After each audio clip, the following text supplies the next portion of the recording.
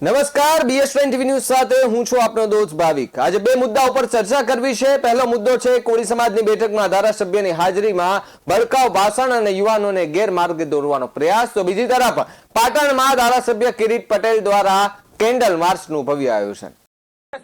આપણું એક જ વિચાર, મેં કીધું ભારત આઝાદ થઈ ગયો, આપણે આઝાદ નથી। આપણે એક મુઠ્ઠી ભર દરબારો અહીંયા જો આપણી પર રાજ કરતા હોય, કોળીને તો હાથા બનાવ્યા છે। શું બનાવ્યા? બે અનિલભાઈ વાત કરી ને કે ભાઈ આપણે કોળી ભેગા હતા, વર વિગ્રહ ને ઘંટો વર વિગ્રહ કરે। આવા જઘન્ય અપરાધ અને આવા લોકોને કડકમાં કડક સજા થાય અને ભવિષ્યની અંદર આવા અપરાધ કરવાનું કોઈ વિચારે નહીં। એના માટે આજે પાટણ ખાતે એક રેલીનું આયોજન કરવામાં આવ્યું છે, કેન્ડલ માર્ચ। એની અંદર પાટણની સૌ જનતા જોડાય એવી વિનંતી કરું। પહેલી ચર્ચા કોળી સમાજની બેઠકમાં ધારાસભ્યની હાજરીમાં ભડકાઉ ભાષણની કરીએ તો યુવાનોને ગેરમાર્ગે દોરવાનો પ્રયાસ। ધંધુકામાં કોળી સમાજની બેઠકમાં ધારાસભ્ય કાળુ ડાભીની હાજરીમાં નીરુ ખસિયા નામના વ્યક્તિએ કોળી સમાજને ક્ષત્રિય સમાજ વિરુદ્ધ ભડકાવવાનો પ્રયાસ કરતા ભાષણનો વિડીયો વાયરલ થયા બાદ વિવાદ થયો। 6 દિવસ પહેલા પાવર પ્લાન્ટમાં બે યુવકોને માર માર્યા બાદ ધમકી આપતા કોળી સમાજની બેઠક મળી। બે યુવકોને માર મારવાના વિરોધમાં ગામના લોકો એકત્ર થયા। આ દરમિયાન ક્ષત્રિય સમાજના લોકો સામે કોળી સમાજના આગેવાને નીરુ ખસિયાએ વાણી વિલાસ કર્યો। ધંધુકામાં કોળી સમાજની બેઠકમાં ભડકાઉ ભાષણનો વિડીયો વાયરલ થયો છે। ધંધુકામાં પાવર પ્લાન્ટ એક હતો, ત્યાં બે યુવકોને માર મરાયા બાદ કોળી સમાજની બેઠક મળી।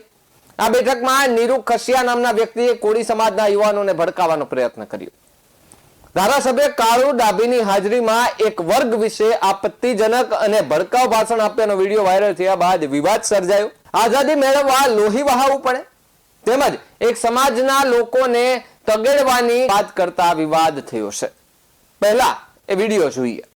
આ તો હવના વિચાર પ્રમાણે હવ વાત કરે બધાય, પણ વિશેષમાં આપણે લોહી રેડશું તો આઝાદી મળશે। શું મળશે આપણને? આઝાદી। આ બધા મીઠું મીઠું બોલશે તો આઝાદી, કાયદાનું કામ કરશે તો ભાઈ આપણે પોલીસ સ્ટેશનમાં જવાની તૈયારી જ રાખવાની। આપણે કોકને મારવી ન જોઈએ, આપણને મારવે।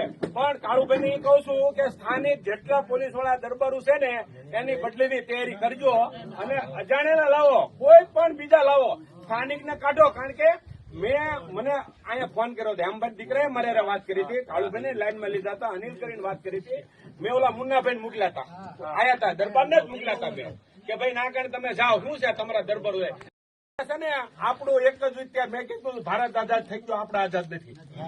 આપણે એક મુઠ્ઠી ભર દરબારો અહીંયા જો આપણી પર રાજ કરતા હોય, કોળીને તો હાથા બનાવ્યા છે। શું બનાવ્યા? બે અનિલભાઈ વાત કરી ને કે ભાઈ આપણે કોળી ભેગા હતા, વર વિગ્રહ ને ઘંટો વર વિગ્રહ કરે છે। ચાચા એ લોકો ફેટ ફીટ કરે છે, દરબાર બીવે છે। અને જો શૂટિંગ ઉતરો છો, ચડાવજો ટ્રેક્ટર। આઈ એમ નીરુ ખસિયા। જે સમય આપણા હાથ છે એ આપણા હથિયાર છે। અને વિશેષમાં ગાડીએ ધોકા રાખો, કોણ તમને ના પડે છે ગાડીએ ધોકા રાખવાની? હે, ફરજિયાત ધોકા રાખો ગાડીમાં અને પાડી દો તમતાર, ગમે એને XYZ આવે, નીરુભાઈ નડવા નીરુભાઈ પાડ દો। પણ આપણા કોળી આગળ એટલી બધી કઈ હવા કે ઝાંક છે નહીં કે આપણે મારે ઝાંક દરબારું ને જ છે।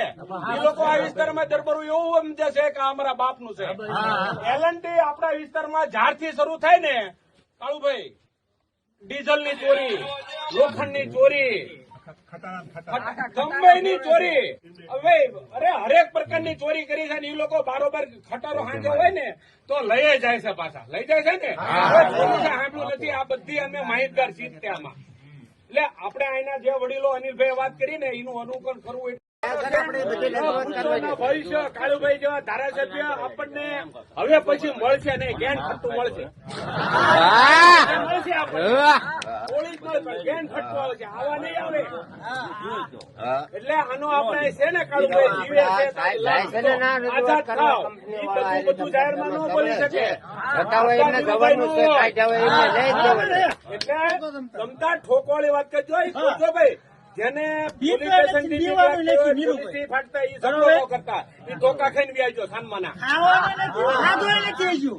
નીરુ ખસિયા નામના વ્યક્તિએ કહ્યું કે દરબારોએ કોળી સમાજને હાથો જ બનાવ્યો છે।